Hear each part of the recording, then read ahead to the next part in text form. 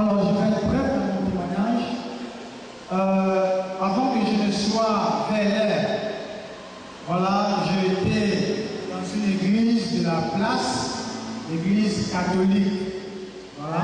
Et donc, vous savez, je pouvais être chrétien à mon style et avoir des copines comme tout le monde, consommer du vin, tricher à l'école, puisque j'étais encore étudiant et élève, bien sûr. Et il m'arrivait de vivre comme tout bon païen. Étant déjà à l'église, ayant mon baptême, ma communion, ma confirmation pour le ciel.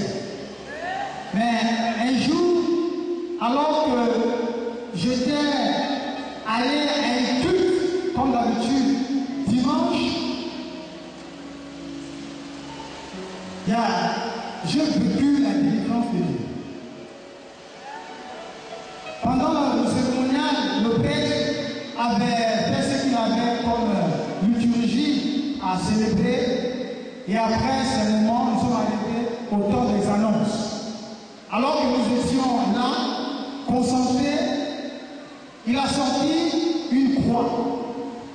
Une croix avec des petites fléchettes, voilà, autour d'un rond qui était sur la croix. Et il avait dit ceci. Il a dit, je reviens de l'Italie et j'ai acheté cette croix. Alors, à côté de maintenant, nous allons bien prier et Dieu est avec nous. Alors la population s'est mise à crier, à applaudir. Et j'étais resté là un peu silencieux, tranquille. Et c'est là que Dieu m'a ouvert les yeux. Il m'a fait comprendre que, écoute ce que ce monsieur dit. Il dit que avant que cette croix n'arrive, je n'étais pas avec vous et vous ne priez pas bien. Alors c'est alors que je suis sorti et de là je ne suis plus jamais reparti au catholicisme. Et à la maison je priais. Je disais à Dieu, Seigneur, oriente-moi dans une église, un ministère où on t'invoque d'un cœur sincère. Alors je priais comme ça à la maison. Et pendant que je priais, je suis allé à l'UB un matin et j'ai rencontré une merveilleuse sœur, l'ancienne Frida. Alors que je marchais, elle m'a juste tendu un tract et elle m'a dit que je t'invite à Rambo écouter un message. Je suis allé avec cela à la maison et le dimanche, j'étais en train de faire la lessive. Et j'écoute comme une voix qui me dit, mais on t'a invité, va d'abord écouter ce que tu as à entendre là-bas. C'est alors que je suis allé et de là j'ai écouté un don du Gabon. Le don du Gabon est en train de parler, le don de l'Afrique et le monde s'exprimait. Papa Jean-Olivier Massam. Alléluia! Gloire à Jésus! Alors que je l'écoutais, il dénonçait toutes les pratiques sataniques et démoniaques qui m'étaient attribuées, dont j'étais victime pendant tout le temps que j'étais là. Alors quelles sont ces pratiques? Puisque de même que j'allais à l'église catholique, je fréquentais un prêtre exorciste parce que j'avais des visitations nocturnes de la part des esprits impurs. C'est alors que là-bas je buvais de l'huile, voilà, pour être purifié. Donc j'avais toute la nuit à passer auprès des toilettes parce que c'était compliqué. Quand on buvait de l'huile là, il fallait forcément être ami aux toilettes pendant toute la nuit. Et ils me faisaient aussi des bains comme chez les gangas et toutes ces choses. Et pendant que le don qui est mon papa est en train de parler, il dit, je sais qu'ici il y a des gens qui ont fait boire de l'huile. Levez les mains. Bon, mais combien connaît ma vie, ce monsieur? Je lève ma main. Je sais qu'il y a des gens ici qui ont fait des bains. Je lève encore la main. Au fur et à mesure, il a cité, et encore, et encore. C'est alors qu'à la fin, il a dit, est-ce qu'il y a des gens qui veulent accepter le Seigneur? Bon, puisque moi, j'ai prié Dieu et que je vais l'écouter là, tout ce que je n'avais jamais entendu de ma vie, soi-disant chrétienne. Alors que je me suis levé et aujourd'hui, je suis dans VLR, heureux d'avoir cette grande famille. Alléluia! Étant au pied de mon Père.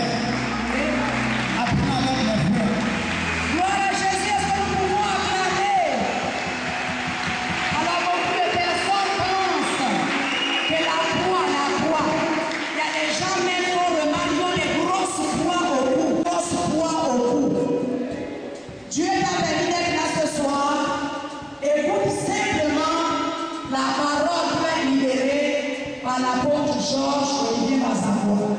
Toi aussi, tu auras la grâce d'être délivré comme notre frère. Nous appelons un autre témoignage sous vos acclamations. Maman Sophie de la Nana. Et c'est la Maman Sophie. Un témoignage de guérison.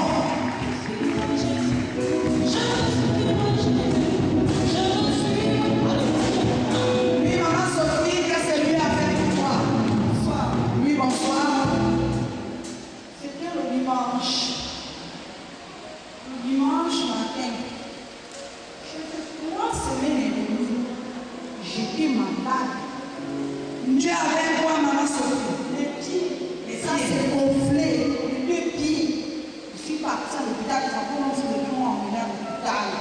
Ils m'ont acheté des médicaments. J'ai continué à boire les médicaments. C'est pas possible. Un enfant, c'est mon fils. On habite dans le même quartier. Il est venu à la maison. Il m'a dit, maman, lève-toi. Je veux l'amener à l'église. J'ai dit, mon fils, attends-moi, je vais m'habiller, je vais partir. On est parti à l'église. Quand je suis arrivé dans l'église, là,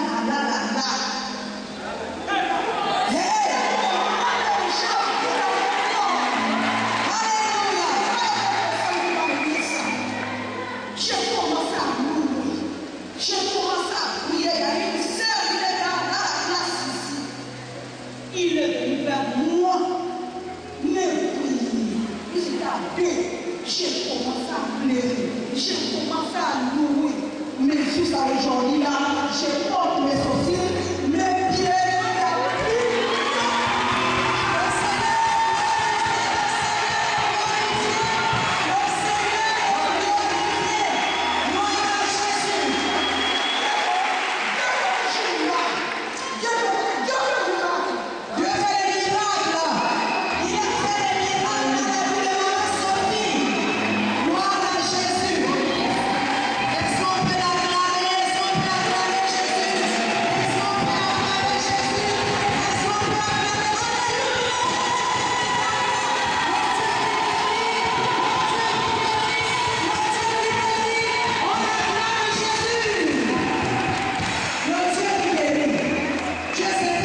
Et c'est officiellement pendant le camp que j'ai eu la conviction que c'était dans ce ministère que le Seigneur m'attendait pour le servir.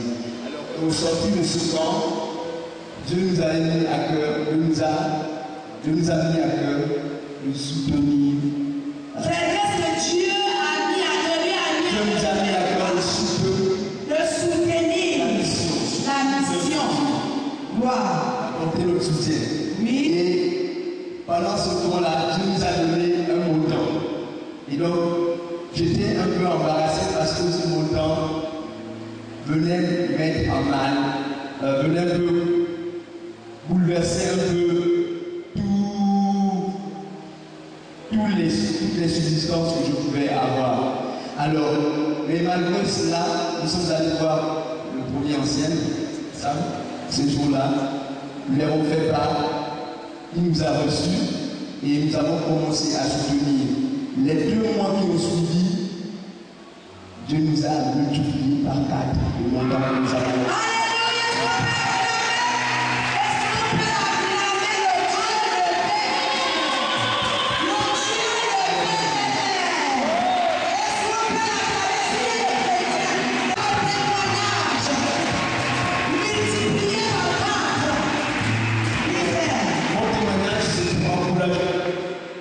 En cette saison de prémices, je vais encourager un frère, une soeur à donner à Dieu l'opportunité de le bénir lorsqu'il contribue à l'œuvre de Dieu. Celui qui donne la semence au semeur, c'est Dieu. Quand on sème, Dieu nous donne aussi la semence. Bonsoir, peuple de Dieu. Oui, frère, qu'est-ce que Dieu a fait? Oui.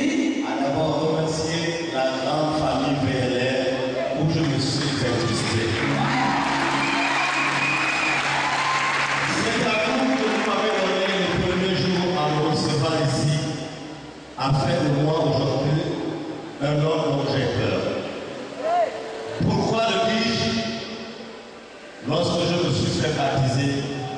ma vie a basculé. Aujourd'hui, j'ai peur de moi-même. Et je ne suis même plus ce que j'étais avant. Je n'arrive plus à savoir ce que vous étiez avant. Juste en quelques mots. J'ai déjà témoigné à plus de 2 reprises ici. Nous voulons toujours savoir parce que ce ne sont pas les mêmes personnes. Bien. Qui sont là. J'ai servi les ténèbres pendant plus de 35 ans. Qu'est-ce que vous avez fait dans les ténèbres? Nous voulons savoir. Le 8e temple de l'aide. Non, le 8e temple de l'aide, franc-maçon. Alors, aujourd'hui, je voudrais tout simplement remercier l'Éternel de m'avoir sorti des ténèbres. Amen. Et ce pouvoir que j'avais dans les ténèbres, je vais l'utiliser pour mon Dieu. Et je vais servir Dieu, rien que Dieu. Alléluia. Gloire à Jésus. C'est pourquoi je voudrais m'adresser ici au président international du ministère.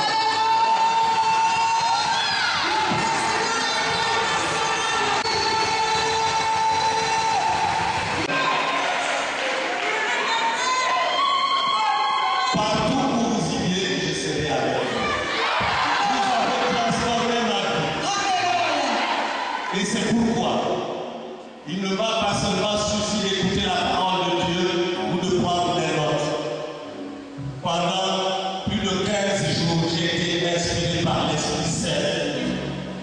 J'ai fait lire ce cahier à un de mes responsables et j'ai adressé une lettre à votre attention.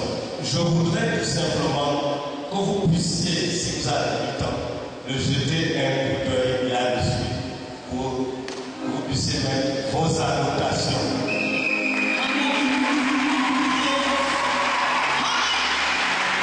Gloire à Dieu, son père, gloire à Jésus. Président, je vais terminer, je ne peux pas appeler votre temps. Mais sachez bien, le commandant du bateau VLR 7 saura nous amener à comprendre par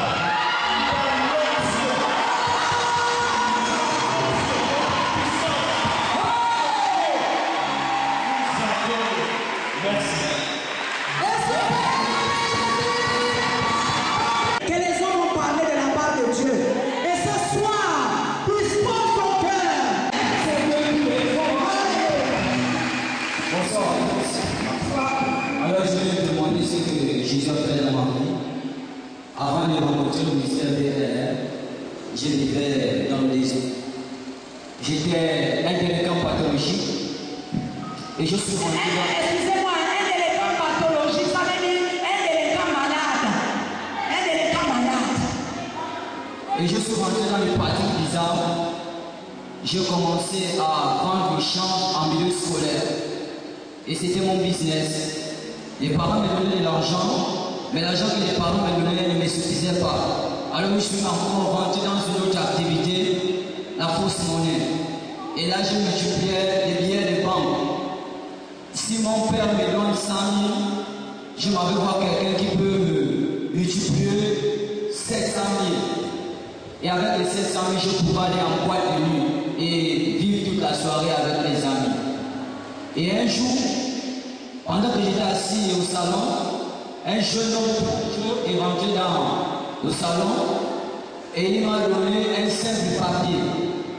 Il m'a dit, je t'invite au gymnase de Lumi, je n'ai pas besoin de beaucoup parler avec toi, je sais que tu es trop fort, tu fumes le champ, c'est bon, mais viens au gymnase de Lumi, c'est bon. Et il est parti. Et je suis resté choqué, j'ai dit, mais comment ce jeune homme il prend la peine de me menacer comme ça? Il dit, oui, parce que tu résistes toi à Dieu. Et je suis arrivé, j'ai dit, ok, d'accord, le jeune a parlé, je vais venir. Je suis arrivé, c'était pendant une convention en 2012. Et au moment que le prédicateur était en train de parler, il disait, tu es un jeune, tu fumes le champ, tu bois le vin, tu vis ta vie comme tu veux. Et le prédicateur, c'était qui? Le prédicateur, c'était M. Georges Olivier Bazavois. Et il disait, tu es un jeune, tu es là. Tu n'as pas encore fait la rencontre avec Jésus, donne ta vie à Jésus. Mais vous savez, le cœur de l'homme est mauvais. J'étais vraiment bouleversé, traumatisé par la parole. Mais je ne voulais pas m'élever. Et il a dit simplement, ne regarde pas celui qui est à côté de toi. Lève-toi, jeune homme. Et je me suis levé. Et lorsque j'ai donné ma vie à Christ, et aujourd'hui, je peux me réjouir dans la présence de Jésus. Et Jésus m'a rendu libre. Et je dois gloire à Dieu.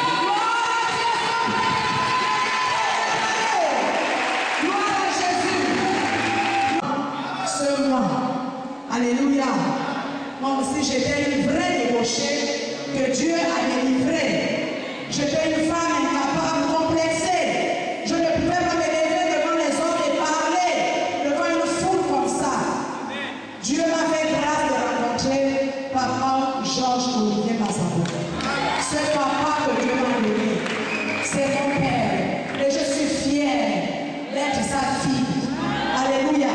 Je suis fière. Alors, à cause de lui, chaque jour, il pouvait le faire m'entretenir seul parce que j'étais complexée, versatile. Je peux dire lui aujourd'hui, non, de même vraiment désordonné. J'étais très désordonnée. Dieu est vraiment fort. Bien aimé, je ne savais même pas comment il faut s'habiller. Aujourd'hui, je peux marcher, puis je peux bien marcher. Parce que j'ai été réellement libérée. J'ai cette liberté de venir me vêtir parce que je ne connaissais même pas me vêtir. J'ai appris à me vêtir avec elle. Alléluia. Toi aussi là, tu es comme ça. Tu as les mêmes problèmes que moi. Dieu va te libérer. Tu n'as pas fait le mauvais choix d'être ici ce soir. Et il m'entretenait. Je ne savais pas que pendant qu'il me faisait ces entretiens, il travaillait dans ma vie. Je ne savais pas qu'il communiquait des choses à l'intérieur de moi. Je ne savais pas. Mais il me rencontrait de fois.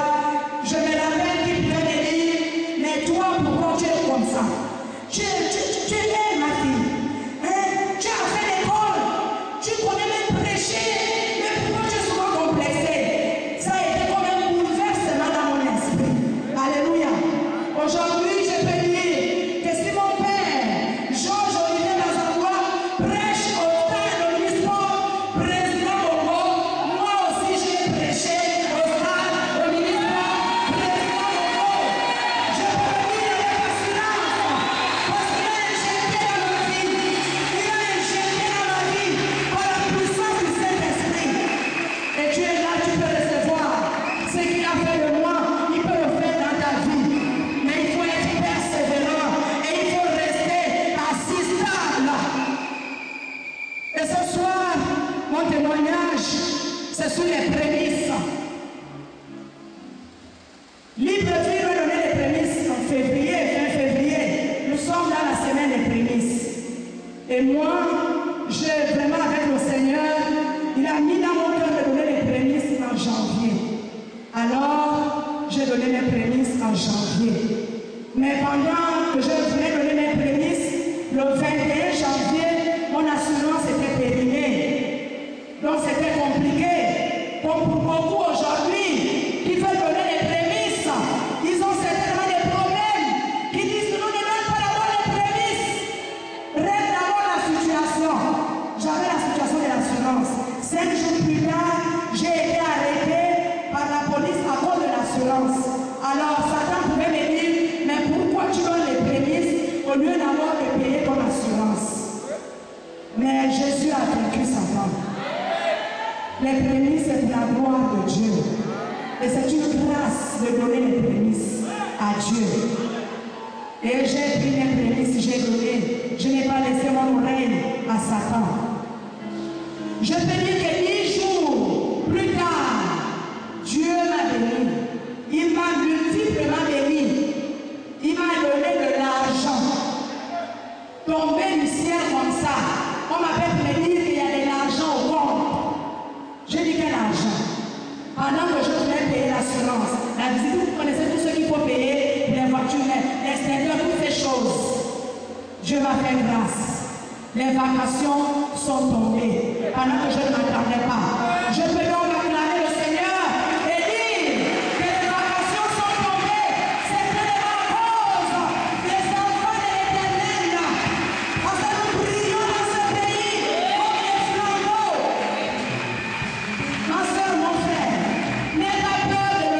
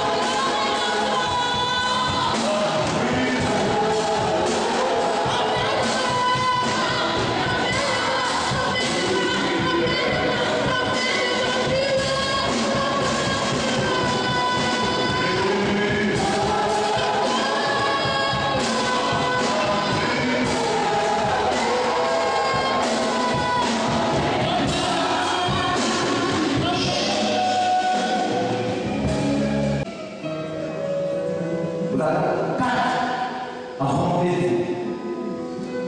Nous avons commencé le premier. Voyez-vous, le Seigneur n'est pas une personne qui a un corps. Le Seigneur est un esprit.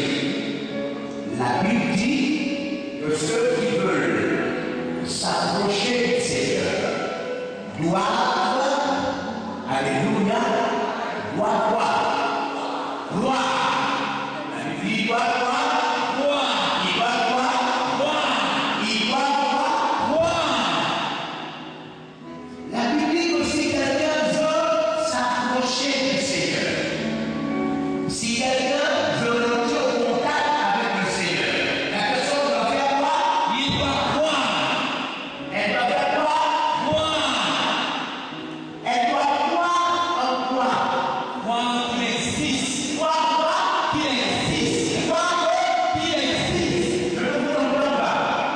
La personne doit croire qu'il existe. Croire qu'il existe. Croire qu'il existe. Mon esprit, c'est une zombie. Donc, on ne voyage pas qu'en bateau, qu'en train, qu'en voiture. Même les sorciers voyagent. Est-ce que vous me suivez?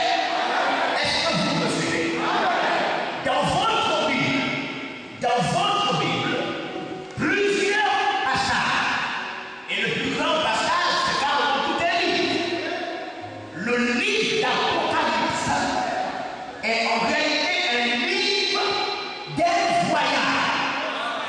Un chrétien qui croyait au Seigneur, qui avait mis sa confiance au Seigneur, qui était emprisonné à cause du Seigneur, à cause de sa foi dans le Seigneur, a été emmené en voyage. Et la Bible dit que dans son voyage, il a vu et entendu des choses que le langage humain ne pourrait expliquer. Il a vu des choses. Alléluia. Nous avons aussi déjà même voyagé des petits voyages dans le sommeil.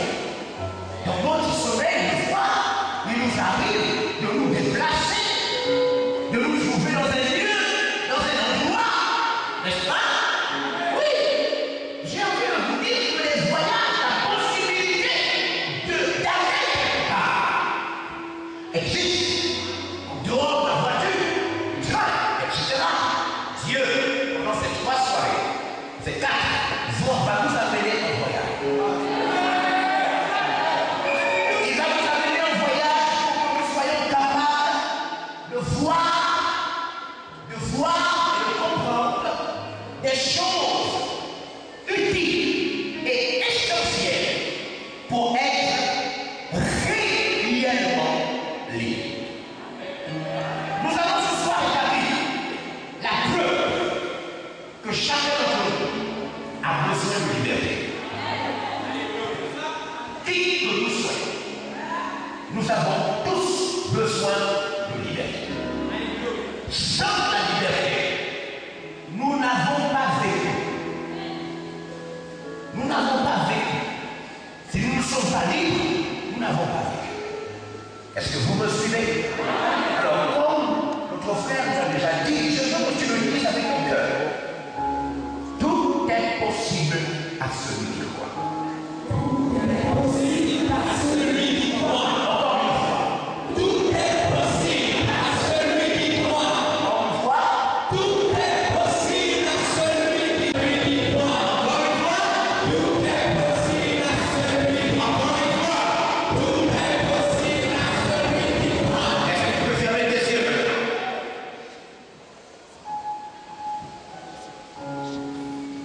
Au nom de Jésus de Nazareth, Seigneur, nous ouvrons pleinement ces moments avec toi et nous réclamons l'onction de la liberté,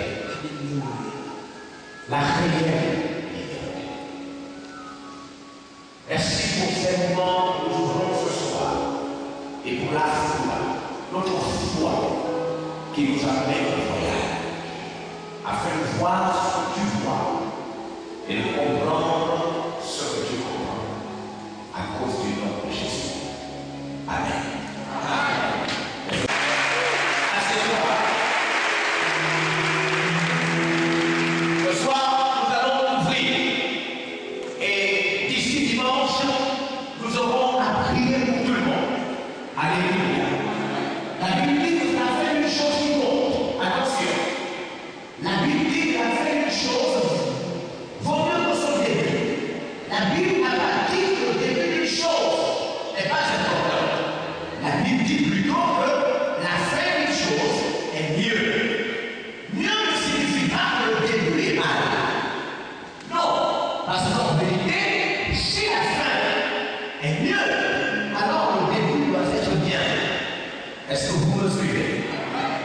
ne saisissons pas certaines choses au départ, nous aurons du mal à comprendre la fin de ces moments.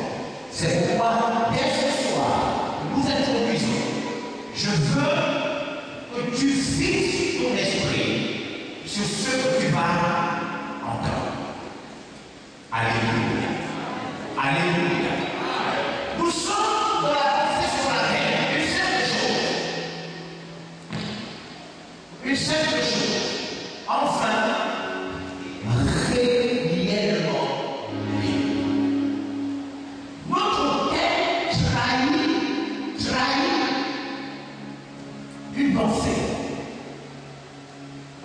Enfin, ça signifie que c'est comme si on attend ça depuis longtemps. Bon, si quelqu'un n'attend pas être libre, moi j'attends d'être libre. Et j'attendais encore un peu plus libre. Voyez-vous, les personnes qui vont à l'église, je pense qu'elles sont libres. Et on va démontrer qu'elles ne sont pas libres. Même les pasteurs, les bishops, les prêtres, etc., pensent être libres. On va démontrer que vous ne pouvez pas être libre, puisque la liberté va normalement s'étendre. La liberté, on la conçoit par le principe de l'étendue. Une liberté n'est pas un fait. Un fait fermé, un fait exclu, un fait limité. Non, la liberté, elle s'étend encore un peu plus. Ce qui signifie qu'on ne peut jamais jouir de sa liberté une fois. Non. On jouit de la liberté et la découvre au fur et à mesure. Parce que notre liberté marche avec nos possibilités. Notre liberté marche avec nos opportunités. Notre liberté marche avec notre potentiel, notre savoir. Par exemple, connaissance, ajuster vos connaissances. Est-ce que vous savez que pour ce stage, votre liberté a augmenté avant 2 ans? Pourquoi? Parce que vos informations, maintenant, sont plus nombreuses qu'il y a 2 ans. Amen. Oui. Je ne sais pas si vous me suivez. Amen. Si vous êtes en location, vous louez une maison. 2 ans après, vous construisez votre maison et vous êtes chez vous. Votre liberté n'a-t-elle pas augmenté?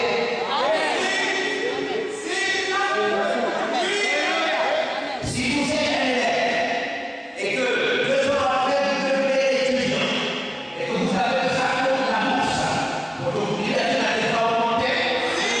5 ans après vous obtenez un emploi, votre liberté n'a-t-elle pas augmenté? 4 ans après vous vous mariez, votre liberté n'a-t-elle pas augmenté? 2 ans après vous avez 3 enfants, votre liberté n'a-t-elle pas augmenté?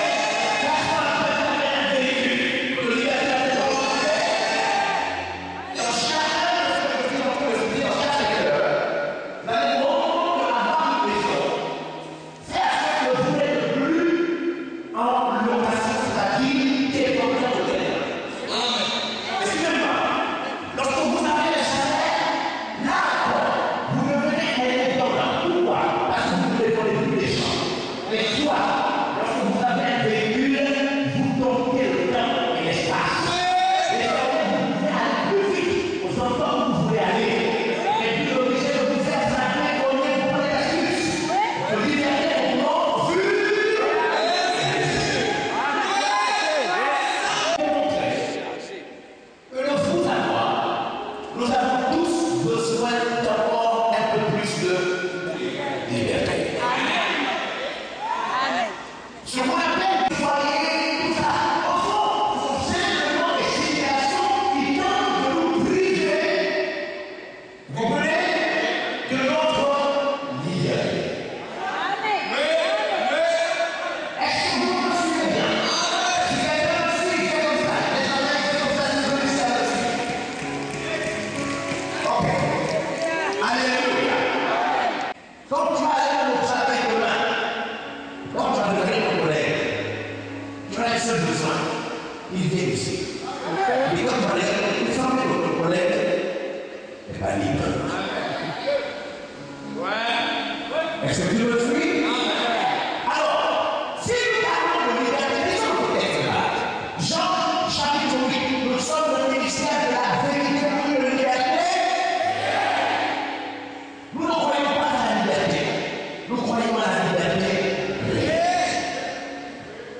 Parce qu'il y a des semblants de liberté.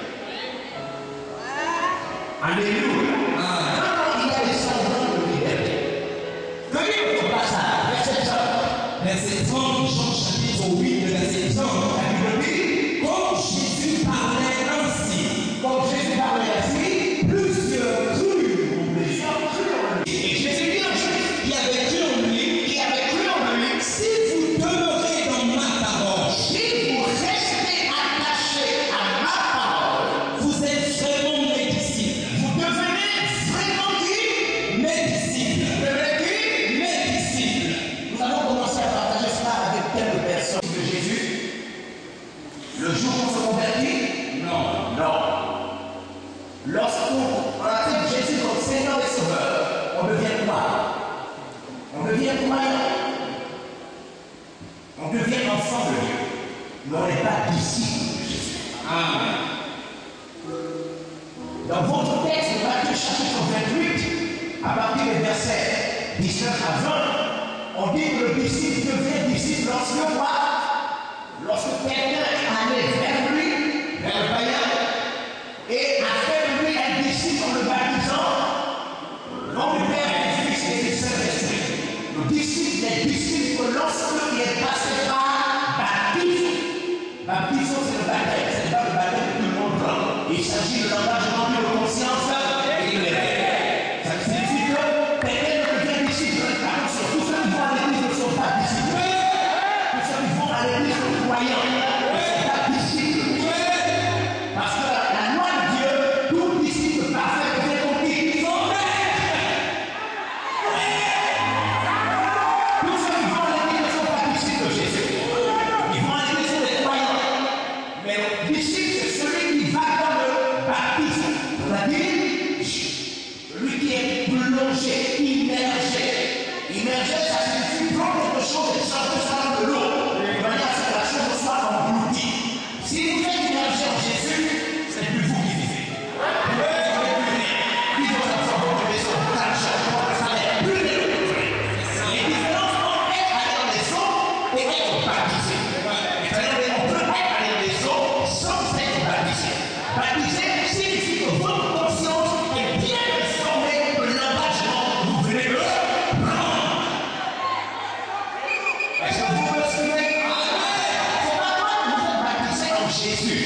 Vous pouvez être baptisé dans votre église, baptisé par votre pasteur, baptisé par votre ancien, mais sans être baptisé en Jésus. Quand vous êtes baptisé en Jésus, la première chose, vous êtes informé de ce que dit le contrat. L'engagement d'une conscience bien faite et éclairée. Votre conscience est éclairée. Vous êtes informé que tout désormais appartient à Jésus, plus à ça. Est-ce qu'on est d'accord? Est-ce que vous m'avez compris? Ok. C'est donc comme ça qu'on devient disciple. C'est pourquoi dans notre passage, Jésus dit, si vous demeurez dans ma parole, dans quoi? Dans ma parole. Dans l'église? Non. Dans les cérémonies chrétiennes? Non. Dans les comités? Non. Dans quoi? Dans ma parole. Si vous demeurez dans ma parole, vous comprenez ma parole, et c'est ce que tu vas comprendre. Vous devenez quoi? Mes disciples. Alors, après avoir été croyant, je deviens disciple seulement si je demeure dans la parole. La raison pour laquelle il faut un engagement de conscience bien éclairée. Avant de devenir disciple, il faut qu'on m'explique les enjeux. C'est quand j'ai compris les enjeux que malgré ce que ça va me coûter, je décide de m'y engager. Ce qu'on appelle baptisme. Tous ceux qui sont baptisés ne sont pas baptisés. Et il faut être délivré du mensonge au roi de te baptiser.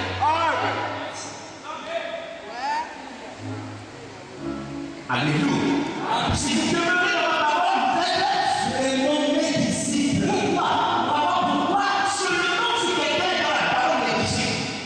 Parce que la parole va tout faire pour bouleverser la vie de cette personne. Nous allons voir tout le fait ça ce soir. On y va? C'est 32. Vous connaissez la vérité. La parole se trouve la vérité. Dans toute la Bible, il n'y a pas la vérité. La Bible, toute la Bible est pas faite de vérité. Dans la Bible, il y a la vérité. Il y a des choses dans la Bible qui ne sont pas des vérités, qui sont simplement de l'histoire. Il y a des choses dans la Bible qui ne sont pas des vérités, qui sont des noms. Des noms de lieux, des noms des choses, des noms des animaux, amen, des noms des fleuves. Ce ne sont pas des vérités. Est-ce que vous me suivez? Mais si vous demeurez dans ma parole, si vous restez dans ma parole, vous allez découvrir dans ma parole la vérité. La vérité. La vérité, c'est ce qu'on va vous dire, mais qui ne vous plaît pas, que Dieu veut que vous fassiez. C'est pourquoi David a dit, la vérité n'est pas dans mon cœur. Faites pénétrer la vérité en moi. La vérité, c'est pas ce que vous voulez, ce que vous aimez. La vérité, c'est vous dire ce qui vous fait peur, mais qui est la volonté de Dieu. Voyez-vous, à chaque fois qu'on vous a dit dans l'église, des choses qui vous ont un peu choqué, mais qui étaient écrites dans la Bible, on vous a dit la vérité. Et chacun d'entre vous ont peur de la vérité. Fuyez la vérité. C'est pourquoi beaucoup de gens cherchent les églises où on ne dit pas la vérité. C'est clair, c'est évident.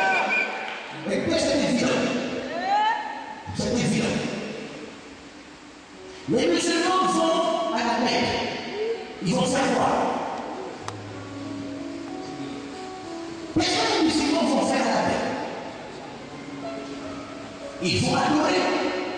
Ils vont tourner autour de qui? Du cadavre. Ils n'ont pas vu ça. Ils n'ont pas vu. On leur dit que ça allait bien. N'est-ce pas? De Mahomet. Est-ce que vous me suivez?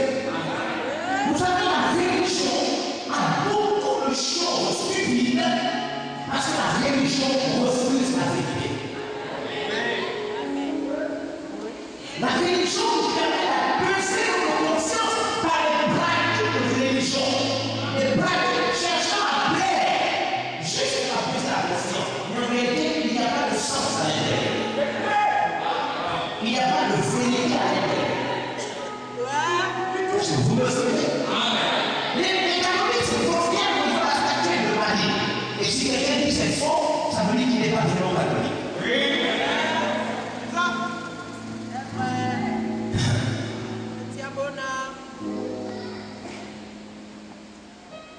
Si vous demeurez dans ma parole, vous allez finir par écouter la vérité.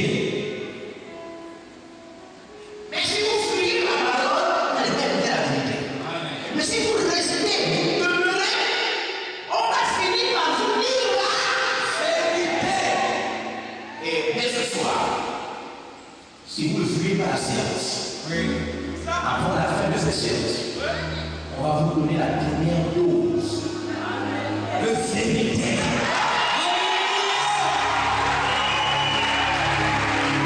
Alléluia. Vous affranchissez.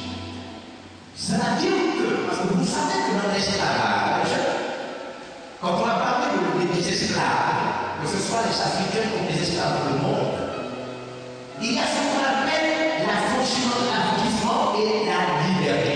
C'est deux choses différentes.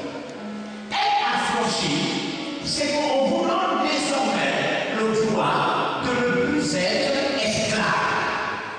Mais quelqu'un affranchi peut rester par sa volonté esclave. Oui, lorsque les esclaves ont été libérés, il y avait des esclaves qui s'étaient attachés à leur maître, qui avaient bâti leur famille.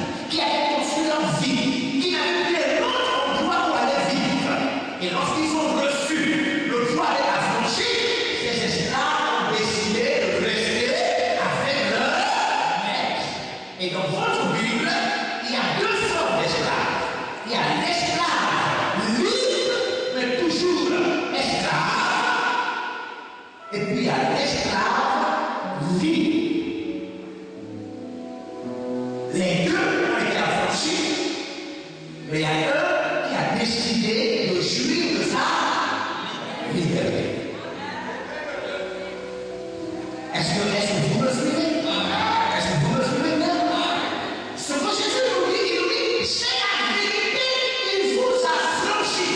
Ce qui signifie que la vérité ne vous rend pas libre. Non, la vérité vous fait fort, que vous n'êtes plus obligé d'être comme vous êtes. La vérité vous donne votre foi. Mais c'est pas elle qui vous libère. Qui vous libère? Votre foi. C'est vous-même qui vous libérez en acceptant vos joies. On peut vous donner vos joies et vous refusez vous-même de vous rendre libre. La vérité ne vous rend pas libre. La vérité vous affranchit. Elle vous fait savoir que vous n'êtes plus obligé. La vérité vous fait savoir que l'esclavage n'est pas puni. Mais la vérité ne vous rend pas libre. Est-ce que vous me suivez? Alors, vous finissez au niveau de la suite. Regardez, c'est pas ça. Verset 33. Oui. Il lui répondit, Les Juifs répondent à Jésus. nous sommes la postérité d'Abraham, Nous sommes les enfants d'Abraham. et nous ne fûmes jamais esclaves de personne. Nous n'avons jamais été esclaves de quelqu'un. Comment dis-tu, vous deviendrez nés? Mais comment toi tu viens nous parler de liberté? Qui t'a dit que nous étions esclaves un jour de quelqu'un? Vous me suivez bien? Ces hommes-là ne connaissent pas la différence entre être prisonnier et être esclave. Et je suis convaincu que ce soir, vous aussi, vous ne faites pas beaucoup la différence entre être prisonnier et être esclave. Être prisonnier, c'est une personne qui est détenue, enfermée. Un prisonnier n'est pas libre d'espace. Un prisonnier ne peut pas rendre visite à sa famille. Il ne peut pas aller où il veut, quand il veut et comme il veut. Parce qu'en réalité, on a quoi? On a restreint. On a délimité cet espace. Est-ce que vous comprenez? Donc quand vous êtes prisonnier, vous savez que vous êtes prisonnier. Parce qu'on vous accorde seulement une très faible étendue d'espace. On ne vous permet pas de vaquer à vos occupations, de voir vos parents. Non. On limite votre espace. Là, vous êtes un prisonnier. Vous ne vous habillez pas comme vous voulez. Vous ne mangez pas ça comme vous voulez. Dans votre cellule, il n'y a pas de gazinière. Vous ne dormez pas sur le lit que vous voulez. Vous n'allez pas comme vous voulez en boîte, ou bien manger, ou bien dans les buffets. Quand vous êtes un prisonnier, vous êtes limité dans votre liberté d'action. Et vos mouvements sont limités. Quand vous êtes prisonnier. Suivez-moi très bien. Voilà pourquoi beaucoup de gens ne savent pas pourquoi on parle d'esclavage. Beaucoup de Camerounais ne savent pas que nous sommes même encore esclaves de la France. Et quelques intellectuels Camerounais veulent se mentir à eux-mêmes que nous sommes libres et indépendants. Nous ne sommes pas indépendants. Je vais vous le démontrer. Il y a une différence entre être esclave et être prisonnier. Le prisonnier est tellement restreint dans son espace qu'il ne peut pas se tromper. Le prisonnier sait qu'il est prisonnier. Parce qu'on a tellement réduit son espace qu'il n'a pas la liberté d'action et de mouvement. Il ne voit pas sa famille, il ne rencontre plus ses amis, il ne va pas où il veut. Ça c'est le prisonnier. Le problème, c'est que entre le prisonnier et l'esclave, il y a une différence. Parce que l'esclave, lui, il peut vaquer à ses occupations. L'esclave peut avoir une plus grande étendue d'espace. L'esclave peut voyager. L'esclave peut s'habiller comme il veut, à condition qu'il dépende d'autrui. L'esclave peut se marier. L'esclave peut faire des enfants.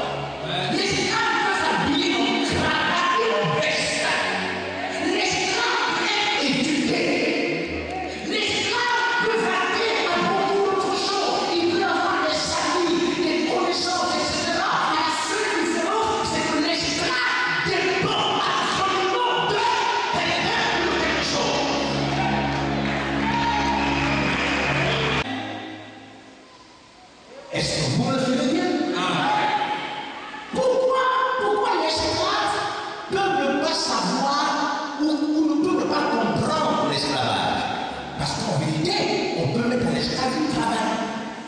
Et puisqu'il a une cravate, on lui dit, tu vois, tu as une cravate, tu es en veste, donc tu es libre. Vous voyez? Mais le problème, c'est que l'esclave, la cravate qu'il a, on le lui a tout donné. Moi, en vérité, c'est sous la dépendance, le contrôle d'autrui. L'esclave, c'est quelqu'un qui est dominé, contrôlé par quelqu'un d'autre. Sa vie, ses faits, ses mouvements et ses gestes. Quand l'esclave se déplace, quand il court, l'esclave croit qu'il est libre parce qu'il court. Mais en vérité, l'espace, l'étendue d'espace dans lequel on lui permet de courir a déjà été fixé. Il ne peut pas courir plus que cette salle. On ne lui permet pas d'aller courir dehors. On lui demande de faire tout ce qu'il veut faire, non?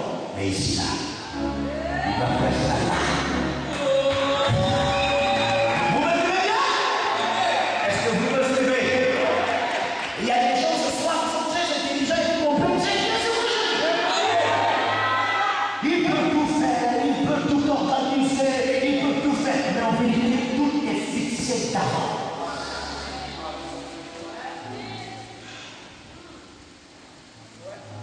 Vous voyez la différence? Oh oui, une femme esclave peut être belle. Elle peut être belle. Elle peut avoir le visage. Vous comprenez? Ça veut pas dire qu'elle n'est pas esclave. Dès que tu dépends d'une chose, malgré toi, dès que tu dépends de quelqu'un qui a le dessus, le contrôle sur toi, tu es esclave. Vous savez que tous les enfants sont esclaves des parents. On va vous le montrer. Tout enfant est esclave. Il n'a pas le droit de faire ce qu'il veut, aller où il veut, comme il veut, etc. Si on est en rébellion envers les parents. Est-ce que vous suivez bien? Est-ce que vous suivez? Alors, c'est pourquoi Jésus dit, dans le verset 36, il dit, continuez la lecture, 34, on dit quoi? 34. Oui. En vérité, je vous le dis. Je vous le dis. Leur répliqua Jésus. Oui. Quiconque se lie au péché, Quiconque se lie au péché, se lie au péché, celui qui pratique le péché, est esclave du péché. il croit qu'il est libre. Les gens qui fument la cigarette pensent qu'ils sont libres. Les gens qui boivent les alcools dans les buvettes pensent qu'ils sont libres. Non, suivez-moi, tenez pas ça. Regardez. On va voir maintenant si ces personnes sont vraiment libres. L'esclave dépend de quelque chose, d'une force d'un individu qui a le contrôle sur lui. Vous regardez ça? Est-ce que vous regardez ça? Pourquoi, si quelqu'un fume la cigarette, à un moment, il ne peut pas arrêter quand il veut et s'il veut et où il veut? Et pour ceux les gens qui fument ici, est-ce qu'il y a quelqu'un qui a fumé ici? Vous avez fumé, vous? Comment ça se passait quand vous ne fumiez pas? Venez après, je parle. Comment ça se passait? On avait besoin de fumer une cigarette. Toujours, pourquoi le besoin s'imposait à vous? On n'hésitait pas, ça, on avait juste besoin de fumer. Parce qu'en vérité, la personne est sous contrôle d'une forme de drogue. Quand elle va chez le boutiquier, on croit qu'elle est libre. Vous comprenez ça? Mais la présence de cette drogue va prendre le contrôle. À un moment, il faut une autre force. Il faut une autre force pour briser la force qui a pris le contrôle. C'est pourquoi je vous invite à cette soirée. Je vais vous montrer une autre force qui brise toute force de contrainte. Une autre force qui brise toute force de contrainte.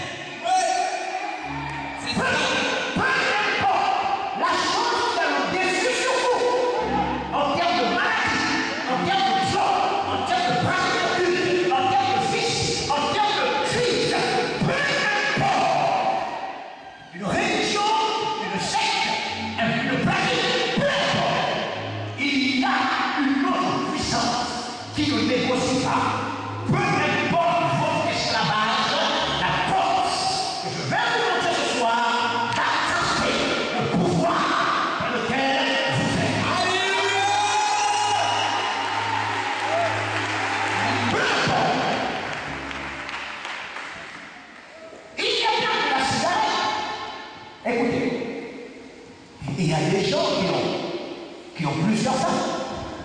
Oui. Est-ce que vous savez que nous, les chrétiens, qui disons qu'on se marie avec combien de femmes? Les chrétiens doivent se marier avec combien de femmes? Une seule femme. Normalement, tout le monde dans le monde doit applaudir les chrétiens. Je vais m'expliquer. Il n'y a pas un seul animal qui se suffit d'une seule femelle. Ouais. Les mâles dans le monde, que ce soit le monde des insectes, le monde des rats, que ce soit le monde des poulets, que ce soit le monde de n'importe quoi, il n'y a pas dans le monde un seul genre masculin qui se suffit d'une seule femelle. Ouais. C'est seulement l'Église, c'est ça. Donc, nous les chrétiens, le fait qu'un homme reste avec une seule femme, c'est un héros. Parce que normalement, l'énergie masculine, dans le monde entier, dans toutes les espèces, même les anges sont descendus sous les filles. Genèse chapitre 6. Vous comprenez ça? Donc, c'est vraiment une grande puissance. Est-ce que tu peux acclamer pour les hommes? C'est intelligent. Il se rend compte qu'il a une énergie qui ne se limite pas, une énergie qui dévore et qui va partout. Vous le voyez? Tous les présidents parlementaires, on est là. C'est le ministre, on est là. Combien de femmes ils ont eu? Combien de conflits ils ont eu? Combien de défaites ils ont fait? C'est pas l'école, c'est un problème d'énergie. Ils ont une autre force pour contrôler.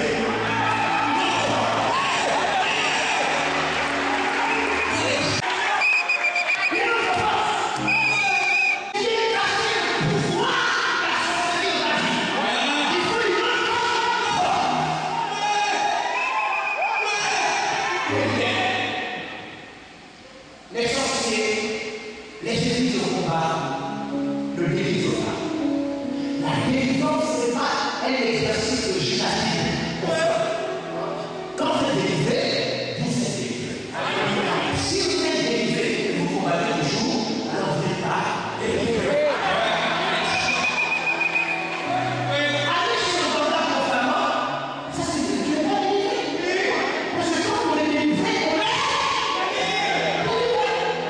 Il faut le savoir. Est-ce que vous me suivez? J'ai dit non. Quiconque se livre, si quelqu'un est attaché à un péché, une habitude mauvaise, un comportement malsain, si quelqu'un n'arrive pas à changer ses pensées, ça veut dire que le gars Oui. alors, si il y a des gens comme moi ce soir, honnêtes, ils savent qu'il y a des domaines dans leur vie dans lesquels ils ne sont pas encore libres de faire comme ils veulent, s'ils veulent, agir comme ils veulent. Est-ce qu'il y a des gens comme moi qui savent? Non, soyons honnêtes devant Dieu et devant nous. Non, écoutez, je vais vous expliquer quelque chose. Personne ne peut être libre s'il n'accepte pas d'abord que dans ce domaine-là, il n'est pas libre. La liberté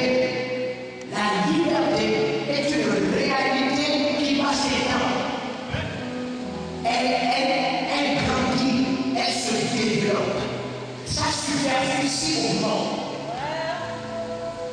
Est-ce que vous suivez? Est-ce que vous suivez? Quand je vais vous montrer que nous ne sommes pas libres, par exemple, libres de croire sans foi. Il y a beaucoup de gens qui n'arrivent pas à croire sans foi. Il y a beaucoup de gens qui n'arrivent pas à croire sans foi. Lisez-moi Galates chapitre 5, verset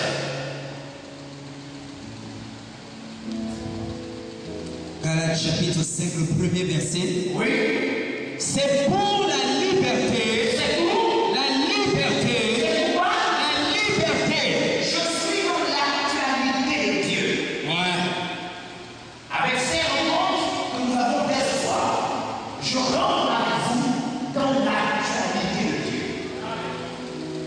C'est pour aller à l'église. Jésus est venu. Non. C'est pour La liberté. Christ nous a affranchis. Christ nous a déclaré non plus esclaves pour quelle raison? Pour la liberté. Pourquoi Christ veut qu'on sache que nous sommes plus des esclaves? C'est pour la liberté. Pourquoi sinon vous dites que quelqu'un sache que nous sommes des esclaves? Pour la liberté. Pour que cette personne jouisse de sa liberté. Mais avant de jouir de la liberté, Christ veut quoi? Que tu saches. Que tu saches. Christ veut que tu saches que tu n'es plus Esclave. non! Les maladies, je veux que vous le sachiez, les maladies sont des pouvoirs qui viennent dans notre corps afin de nous conditionner. Une maladie d'objectif à l'objectif ou quoi? Qu'est-ce qu'une maladie d'objectif peut atteindre comme objectif? Vous me suivez? Le but d'une maladie d'objectif, c'est quoi? La mort. Quand la maladie entre dans votre vie, elle a quel objectif? La mort. Vous me suivez? Personne n'est malade ici, les autres chrétiens. Les malades, quand la maladie rentre dans votre vie, c'est pour faire quoi? Pour tuer. Mais regardez. Lorsque la maladie rentre dans votre vie, elle a un objectif. Le problème, c'est que nous, souvent quand nous sommes malades, nous n'avons pas un autre objectif. Nous voulons traiter la maladie. Nous voulons soigner la maladie. C'est-à-dire, nous voulons quoi? Nous voulons négocier avec elle pour qu'elle se retire. Le problème, c'est que la maladie, elle est forte parce qu'elle a un. Vous voyez, elle a un objectif. Elle vient pour tuer notre vie. Si je dois me débarrasser de la maladie, je dois d'abord savoir est-ce que j'ai un contre-pouvoir? Oui, mon objectif, continuer à vivre. Oui, mais maintenant, mon pouvoir, c'est quoi? Quel est le pouvoir que je dois faire? Je veux continuer à vivre. Mais qu'est-ce que je dois faire? Le raisonnement et la science les ont dit, il faut se soigner. Mais si les médecins disent que cette maladie n'a pas de traitement, alors vous devez accepter que vous allez mourir par cette maladie. Le président Obama est mort d'une maladie.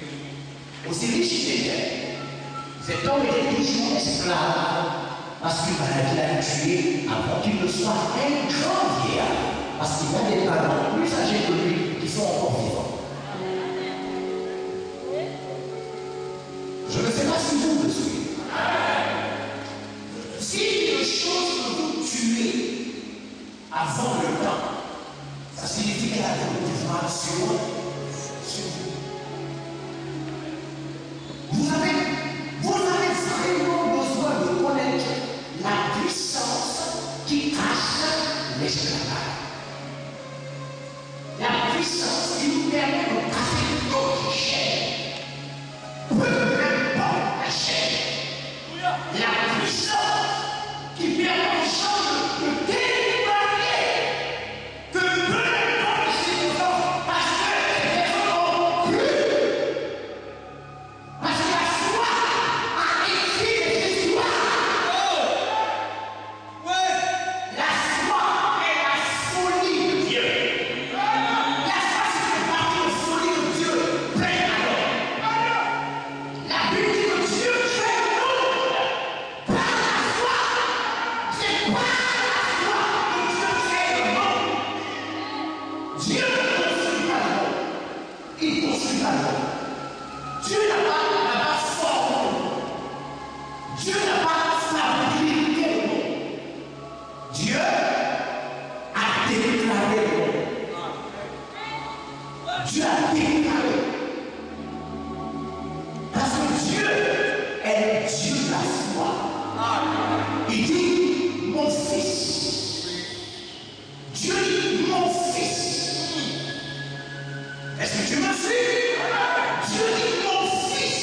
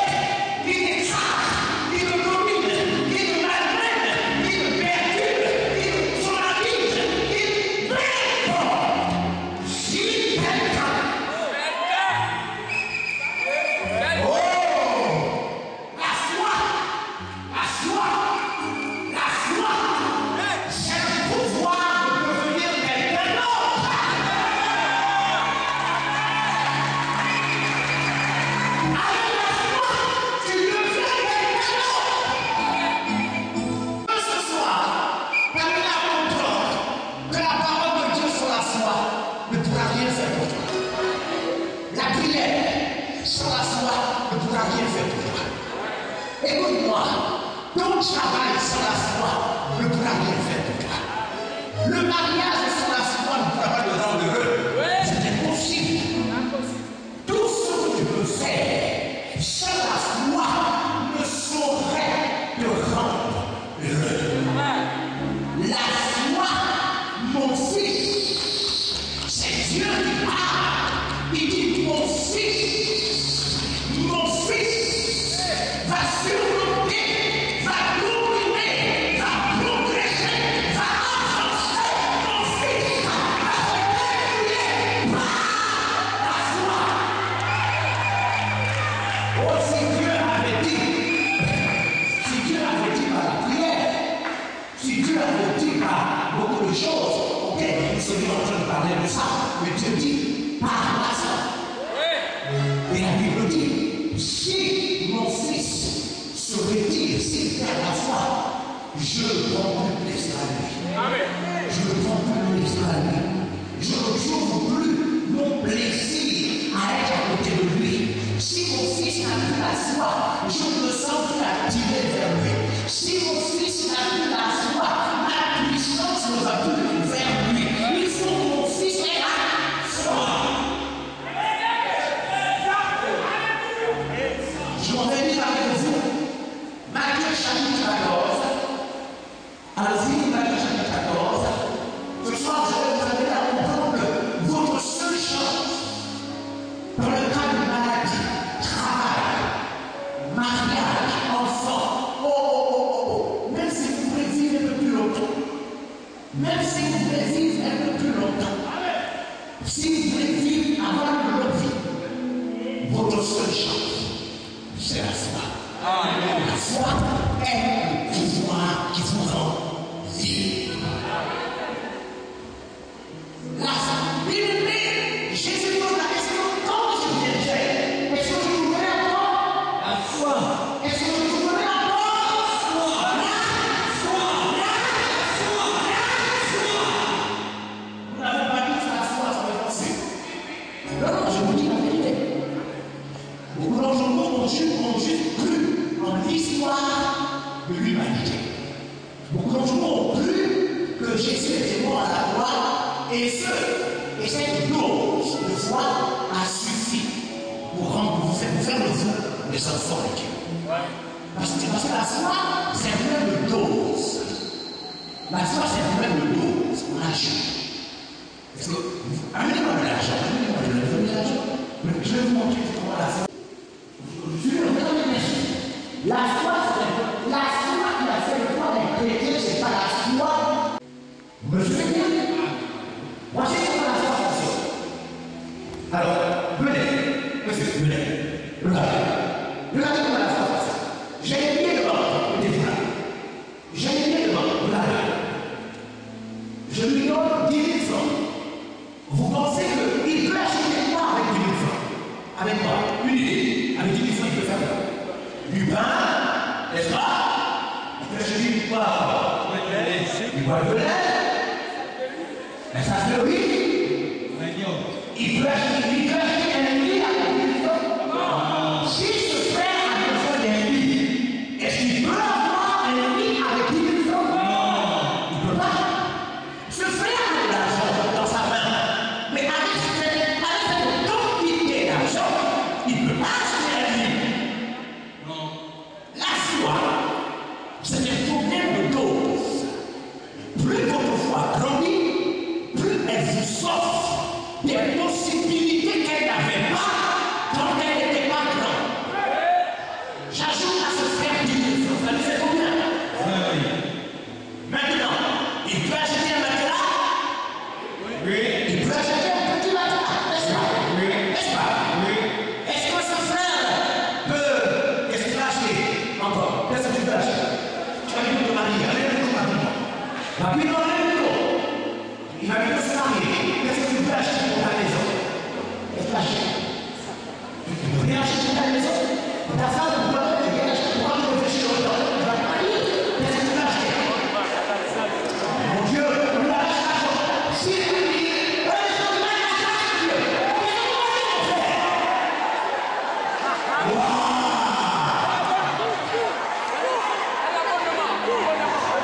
Ok, allez, fais votre place. Oui, venez, monsieur, venez. Vous, non, vous venez, venez.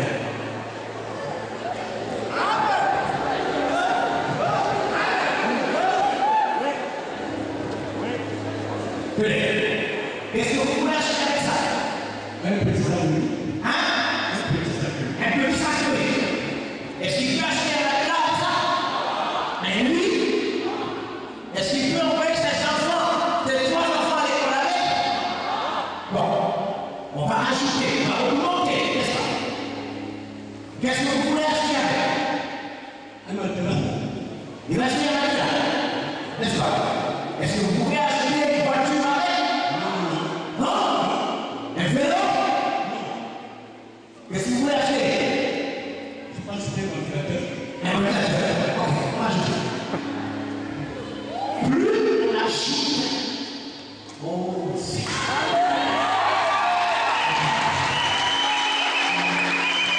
Plus on ajoute, plus son pouvoir d'acquisition,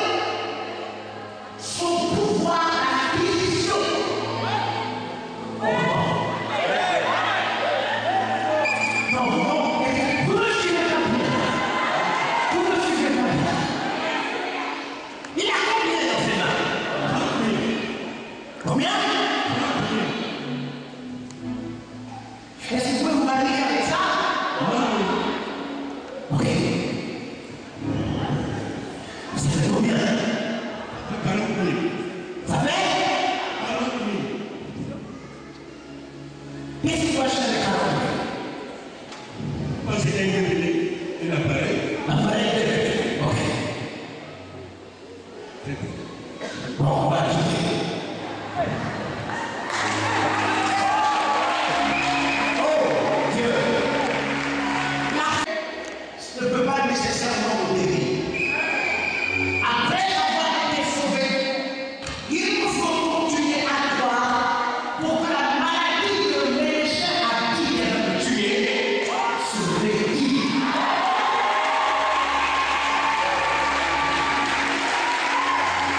Vous avez combien?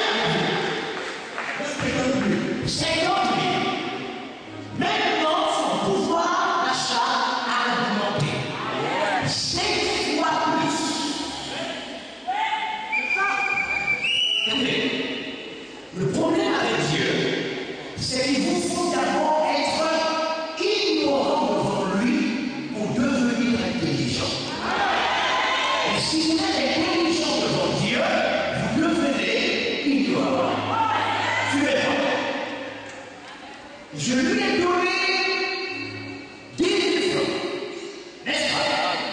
Et avec ces 10 000 francs, il pouvait acheter quelque chose. Mais au fur et à mesure qu'il ajoute, on ajoute, son pouvoir d'acquisition augmente. La foi qui me sauve ne me donne pas nécessairement du travail. Parce que la foi qui me sauve suffit seulement à me convertir. Vous êtes sauvés par grâce, par le moyen de la foi. Mais vous êtes sauvés par grâce. Ce qui signifie que vous êtes sauvés, on n'a pas besoin d'une grande quantité de parce que vous êtes sauvés par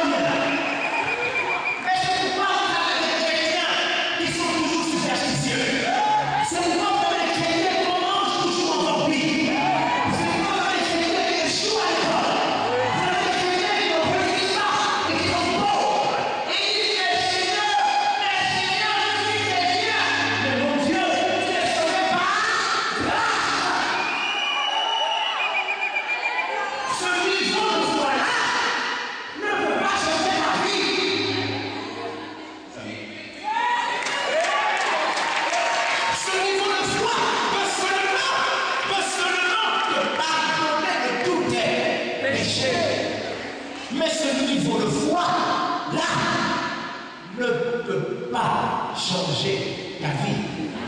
Alors tu peux être chrétien, mais toujours être esclave. Parce qu'avec 10 000 francs, parce que 10 000 francs, ce n'est pas 20 000 francs. 10 000 francs, c'est pas 30 000, c'est pas 40 000.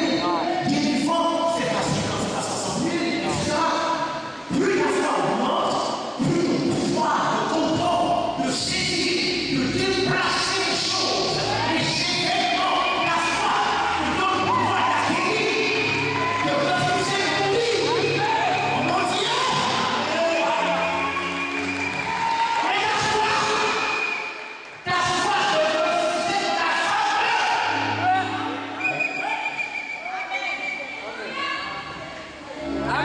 ce qui signifie que les choses que tu ne possèdes pas, les choses que tu n'as pas, tu ne les as pas parce que tu as une petite foi. Tout est possible à celui qui croit. À condition que celui qui croit augmente sa foi.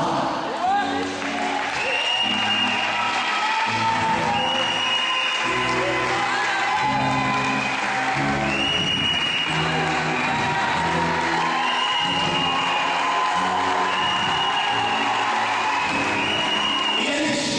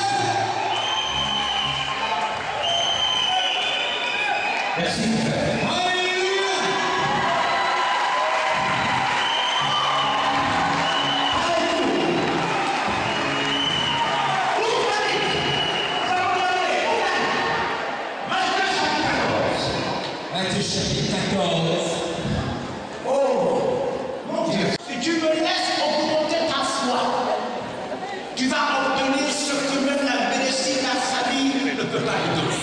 Alléluia. Laisse-moi augmenter ta foi et tu te rendras compte que Dieu a créé le monde par la foi. Alléluia. Alléluia. Oh mon Dieu, Seigneur.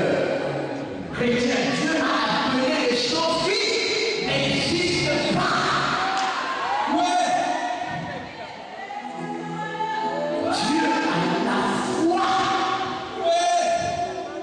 Dieu a la foi. Dieu donne la foi. Il ne dort pas. Il vit dans la foi. La foi. C'est pourquoi Dieu voit en moi ce que personne ne voit pas. C'est pourquoi Dieu a été capable de voir en Moïse un puissant libérateur. Dieu a vu en Saul un puissant apôtre. Mais parce que Dieu lui le voit par la foi. Son nom le voit. Matthieu chapitre 14, À partir du verset 22. verset 22, la Bible dit Suis-moi. Je vais dire que tu parles de cette loi. Tu parles de cette loi avec la première mot. Verset 22, aussitôt après, il obligea les disciples à monter dans la barque. Jésus a fini de faire. Jésus a fini de multiplier le pain. Vous savez comment Jésus nourrissait les gens? Père, je te rends grâce pour cette nourriture. Oh, non. Frère, attends. Chut. Frère. Je vais te montrer que la foi.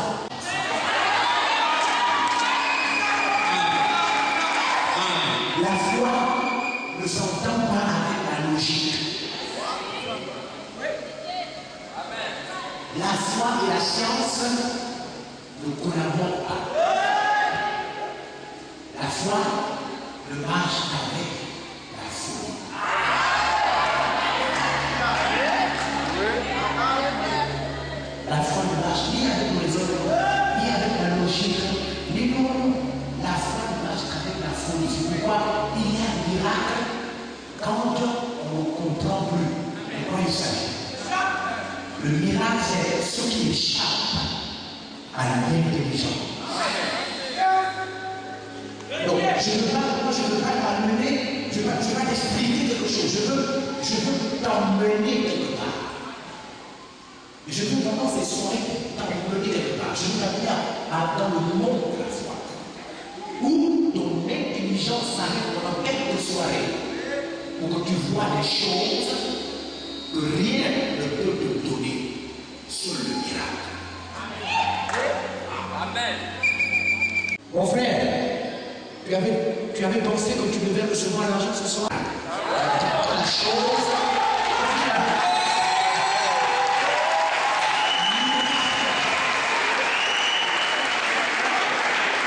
Vous voyez? Alors, regardez. Jésus demande à ses disciples de partir. Il va monter là-bas. Traverser maintenant la mer. On y va. pendant qu'il renverrait la foule. Donc il est resté seul à faire le service. Il renvoie la foule. On y va. Verset 23. Oui. Quand il eut renvoyé, Quand il a renvoyé la foule, il monta sur la montagne Jésus va sur la montagne. pour prier à l'écart. Il se met seul dans la barque. Et comme le soir était venu, Maintenant que le soir était arrivé, il était là seul. il était. Là seul. Vous devez comprendre que tout ce que nous faisons, écrire comme vous écrivez, prier, chanter, tout ça a seulement un seul objectif, augmenter la foi. Attention, attention. C'est la raison pour laquelle plusieurs choses que nous faisons pour Dieu, plusieurs de ces choses n'ont pas de sens si ça ne vous montre pas. Regardez, il est en prière seul. Ensuite, Verset 24, là-bas, déjà au milieu de la mer, les disciples étaient déjà au milieu de la mer. étaient battus par les flots, Oui, car le vent Esther. Oui. Verset 25. À la 4e veille de la nuit, À la 4e veille de la nuit, Jésus alla vers eux, Jésus décide d'aller vers les disciples. marchant sur la mer. Regardez, je vous dis, dès que vous continuez à raisonner, vous vous disqualifiez du monde de la foi. Il y a une différence entre raisonner et compter sur quelqu'un. Venez. Souvenez-vous. Allons-y, essentiel. Je ne raisonne pas, il me soutient. Je ne raisonne pas, je m'abandonne à lui. Il y a une différence entre raisonner et puis s'abandonner à quelqu'un. Souvenez-vous. Regardez. S'il me laisse tomber ça le retard, il y a un affaire. Bon, regardez. On avance. Allez, regardez. C'est pas, je ne raisonne pas. Regardez, je ne raisonne pas. La foi, c'est ça. La foi, c'est ça. C'est pas raisonner. C'est pas réfléchir. La foi, c'est pas logique. La foi, c'est ça. C'est ça.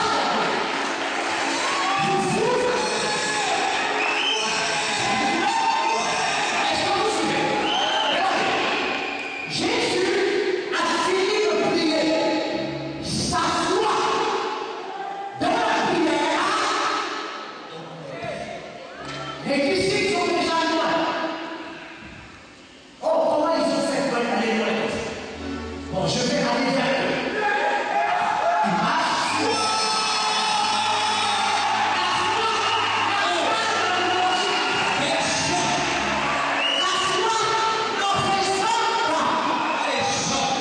L'une des raisons pour lesquelles le miracle nous suit, c'est parce que nous voulons raisonner, réfléchir, calculer, préciser. Jésus marche. Il ne se dit pas que normalement on ne peut pas. Non. La foi, c'est faire confiance. Il marche sur les eaux. Verset 26. Quand les disciples virent marcher sur la mer, ils furent troublés. Les gens, rapidement, 5. Allez-y, rapidement, 5. Attendez, les sœurs disciples. Les sœurs disciples, les frères, regardez par ici. Quand les disciples voient Jésus marcher sur l'eau, allez-y. Ils furent troublés. Allez, soyez troublés.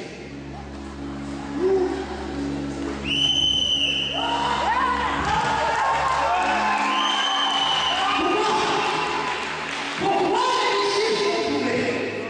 Parce que les disciples réfléchissent. Ils se disent,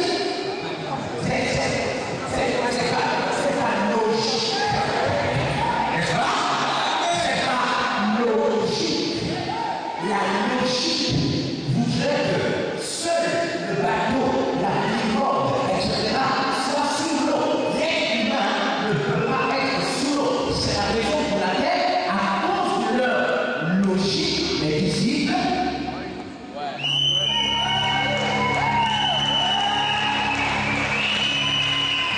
dès que vous êtes chrétien, toujours rempli de logique, vous allez mourir avant le temps. Même les médecins vont vous tuer. Même les médecins vont vous tuer. Ils vont vous dire que vous avez combien de petits boutons au niveau du cerveau. C'est pas physique, mais c'est logique.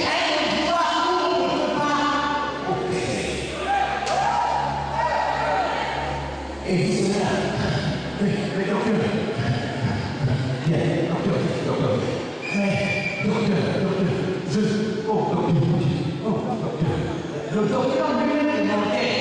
Le docteur lui-même va mourir. Je suis là.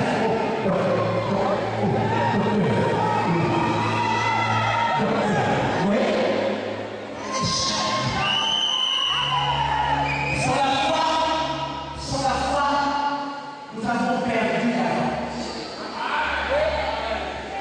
Jésus, il fut trouvé dire, c'est un fantôme.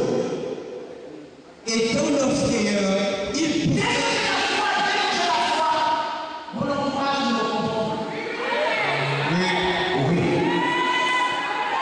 Si vous augmentez votre foi, votre entourage va vous soupçonner d'autres choses.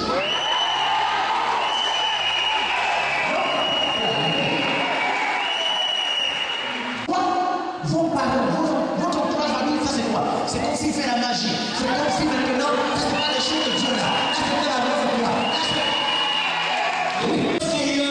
il poussait des cris. Oui.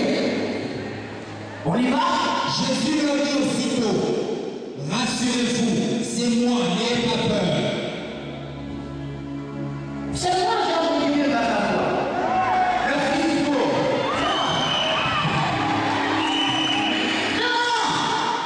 C'est toujours moi.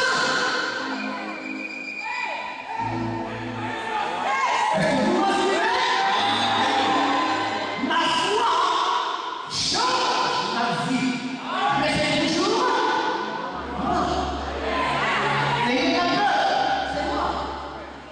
C'est juste que ma foi change ma vie. Comprenez bien ça. Alors, Jésus leur dit, Jésus leur dit, rassurez-vous, c'est moi, n'ayez pas peur. oui. Pierre lui répondit, Pierre lui dit, Seigneur, si c'est toi, si c'est toi, ordonne que j'aille vers toi sur les eaux. ordonne que j'aille vers toi en marchant Sur les eaux. sur les eaux. Jésus dit, Et il dit, viens. viens. Regardez, on y va. Pierre sortit de là-bas. Pierre, Sortit de là-bas. on y va. Et marcha sur les eaux pour aller vers Jésus. Pierre n'a pas réfléchi. Et puis, Pierre sortit de la barque et marcha. Pierre n'a pas calculé. Pierre n'a pas analysé. Pierre sortit de la barque et marcha sur les eaux. Ces vérités sont écrites pour nous apprendre la foi. Sur la parole de Jésus, viens, Pierre marche sur l'eau. Regardez, on y va. Mais voyant que le vent était fort, On y va. il eut peur. Mais voyant que le vent était fort, voyant que le vent était fort, voyant que le vent était fort, Est-ce que tu peux nous mettre une image d'un vent fort autour de moi? On y va. il eut peur.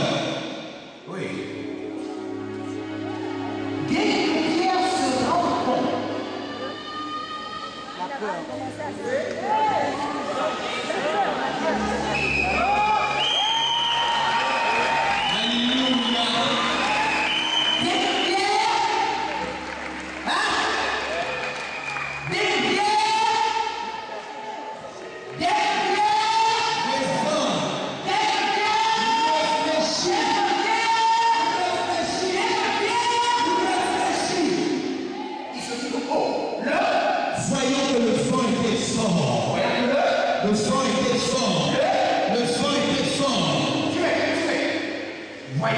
que le vent était fort. voyant que le vent était fort. il signifie que quand il est sorti là-bas, il n'a pas fait attention au vent. Amen. Quand Pierre est sorti là-bas, il a fait attention à toi, À Jésus. Dieu. C'est Dieu. La seule chose qui a résonné dans ta tête, c'est la parole Dieu. C'est pour laquelle la parole, le miracle est lié directement à la parole qu'on lance. Si on te lance une parole, dès que tu crois sans réfléchir, un événement miraculeux à l'instant, suis-moi. Beaucoup d'entre vous ont cherché à savoir comment on fait pour avoir la foi. D'autres nous ont posé la question de savoir, mais à quel moment je n'ai pas la foi? La foi qui crée le miracle, c'est la foi qui se manifeste à l'instant où une parole est libérée. Si tu peux capter la parole dans la vitesse à laquelle elle est libérée, sans douter, quand l'espace entre toi et la parole, il ne doit pas avoir de doute. Dès que tu libères la parole, si tu crois à l'instant même, un événement inattendu. C'est la raison pour laquelle il y a eu un miracle dès qu'il a cru. Maintenant, voyons que le vent. Donc la peur est liée au raisonnement, à la logique. Vous comprenez? Dès qu'on a commencé à analyser, on se dit, mais normalement, bon, j'ai déjà 63 ans. Est-ce que vraiment je vais encore réussir à. Dès qu'il a commencé à réfléchir, fini. La peur. Et dès que la peur est entrée, Et comme il commençait à enfoncer, dès que la peur est entrée, qu'est-ce qui se passe? il commençait à enfoncer. Dès que la peur est entrée, qu'est-ce qui se passe? Il commençait à enfoncer. Dès que la peur est entrée, qu'est-ce qui se passe? Il commençait à enfoncer. Toute ta vie sera enfoncée dans la mort, la maladie, les difficultés, si tu n'acceptes pas de toi. Les problèmes que tu as dans ta vie en ce moment sont liés à ta logique, à ton raisonnement. Dès que le raisonnement sur ce qui conditionne ta vie, la peur, la crainte, l'hésitation commence à prendre le contrôle de ton cœur. Même les choses qui ne devaient pas te tuer commencent à avoir le dessus sur toi. L'eau qui avait transporté Pierre s'est ouverte. Attention, il y a quelques minutes seulement, Pierre était sur l'eau. Quelque chose d'inattendu était visible. Permettait à Pierre de rester debout sur l'eau. Dès que son intérieur a changé, son extérieur a changé. Amen. Votre vie se trouve à l'intérieur de vous. Si vous devez mourir, vous mourrez d'abord de l'intérieur. Si vous êtes maudit, vous devez d'abord être maudit de l'intérieur. C'est à l'intérieur que vous décidez de ce qui se passe à l'extérieur. L'eau sur laquelle Pierre se trouvait, c'était la même eau sur laquelle Jésus se trouvait. Pierre était en train de couler, Jésus était toujours sur l'eau. Vous me suivez? C'est pourquoi si vous acceptez pendant cette soirée d'augmenter votre foi, là où tous vos collègues vont échouer, vous resterez.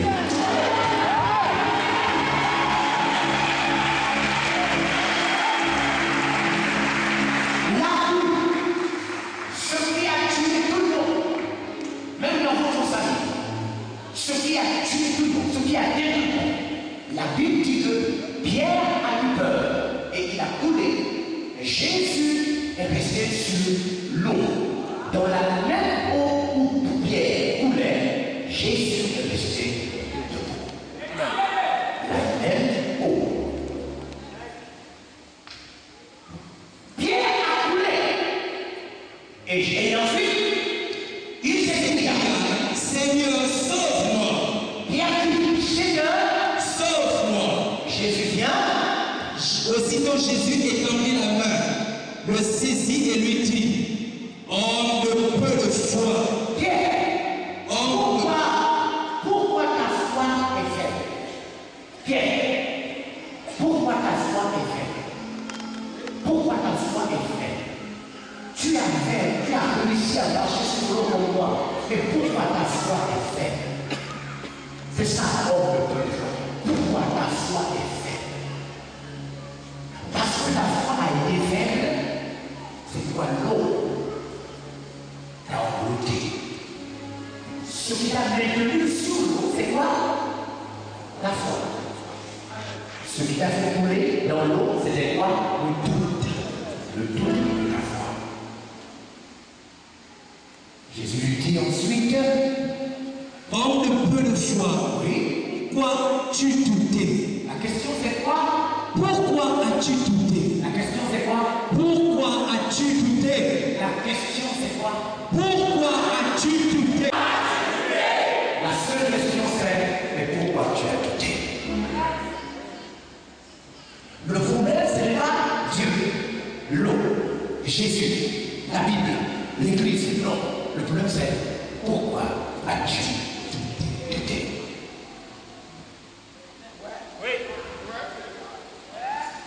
Avant dimanche,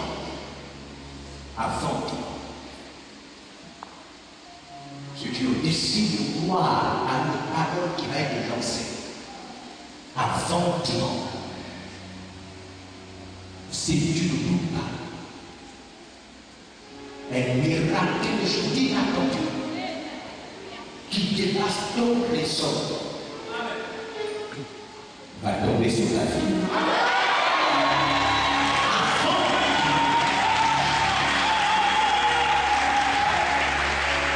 La question c'est, pourquoi as-tu douté? Si je ne doute pas, si je ne doute pas à la parole que Dieu m'a adressée, va se lever de manière incroyable. La question de Jésus c'est, pourquoi as-tu douté? Tous les aspects de ta vie vont s'être restaurés si tu doutes. Des capacités qui vont t'impressionner toi-même vont apparaître dans ta vie si tu ne doutes pas. Si tu ne doutes pas, si tu ne doutes pas, si tu ne doutes pas, si tu ne doutes pas, Pierre, pourquoi as-tu douté? Si vous lisez le verset qui vient après, regardez le verset qui vient après, juste qui vient après, regardez. Et ils montèrent dans la barque, et le vent cessa. Le vent qui a fait douter Pierre vient de cesser. Le vent qui vient de faire couler Pierre vient de... Le but de ce vent, c'était d'éprouver la qualité de la foi de Pierre.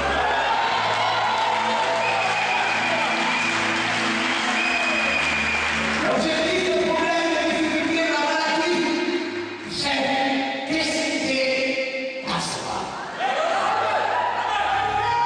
Si tu doutes, la chose écrase et te domine. Mais si tu crois, la chose cesse.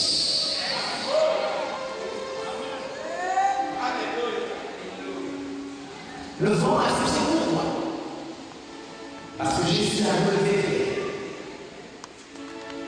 et a servi Et Jésus et Pierre ont marché dans le fond à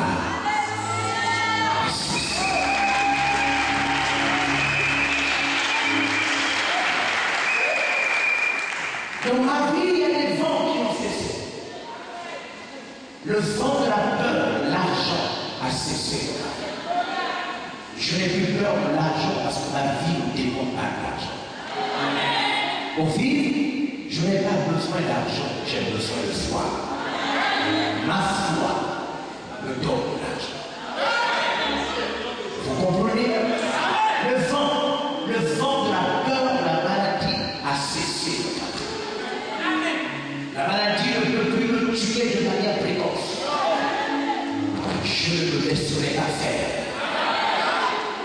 Je combattrai jusqu'à la fin par ma foi. Parce que ma foi est la chose qui triomphe de la maladie.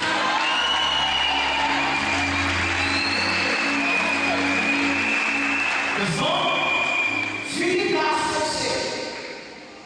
Il faut avoir la foi. Je l'ai appris pour les malades physiquement. Mais avant les malades, je vais prier sur le plan économique pour les gens. Je vais vous démontrer. J'ai décidé d'ajouter à mon nom un ensemble de paroles. C'est comme un nom de prénom. Le fils du pauvre. Je vais démontrer aux gens que la foi va nous donner ce que papa ne t'a pas donné. Ce que la famille ne t'a pas donné. Ce que l'école ne t'a pas donné. Ce que le gouvernement ne t'a pas donné. Et ce que la médecine ne peut pas te donner. La foi te donne ça.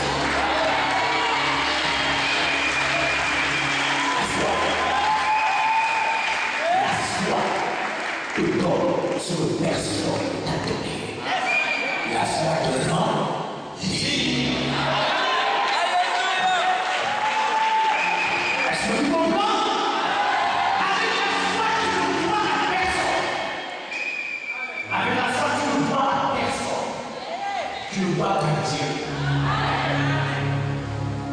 Avec la foi, en fait, je peux amener les biens, je vais montrer. Sans des biens, je vais juste montrer les choses. Regardez la foi. Regardez. En fait, l'ancien c'est de lait. Regardez. Ah, il faut ses pieds, il a tellement de pieds. Regardez.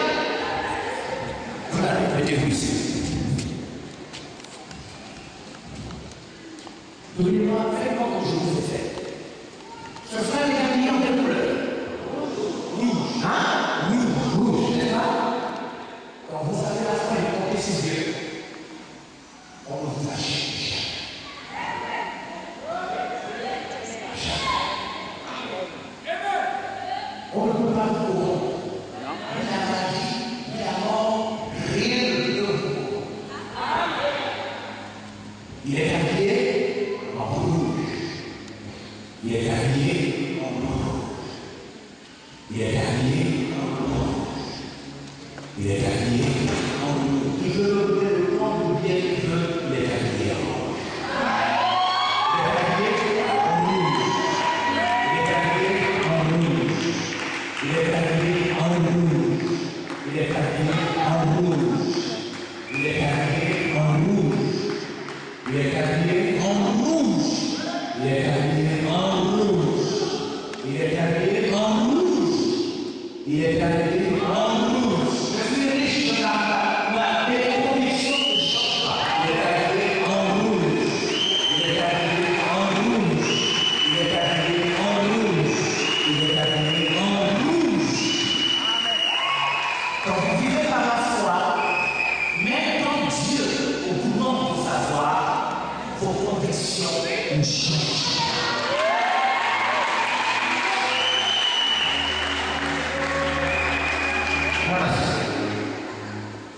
Voici comment la politique marche. Ce n'est pas la foi.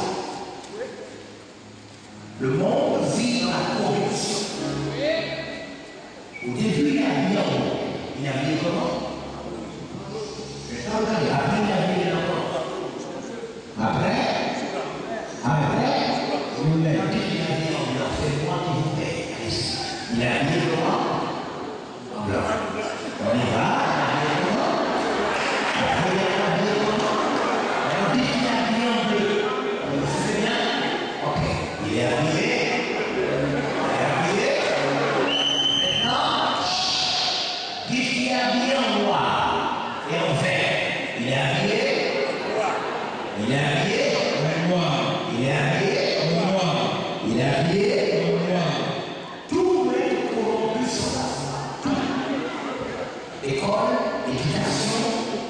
politique, la famille, les ordres de les officiers, tout doit être corrompu par le pouvoir.